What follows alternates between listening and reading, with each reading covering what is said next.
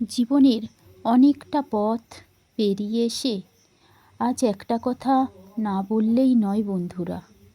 দেখবেন এই জীবন যুদ্ধ পরিক্রমায় যে একবার ঠিক করে নিয়েছে আপনার মধ্যে শুধু খারাপটাই দেখবে, তাদের আপনি যতই ভালো কিছু দেখান না কেন তারা কিন্তু খারাপটাই দেখবে। তাই জীবন নামক নাট্যমঞ্চটায় হারানোর হিসাব কষতে কষতে বুঝে গিয়েছি সব কিছু পাওয়ার দরকার নেই।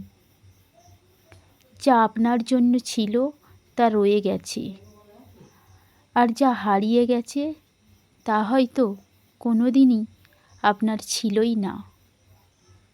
একটা সময়ের পর নিজেকে আর কারোর কাছে এক্সপ্লেন করতে ভালো লাগে না।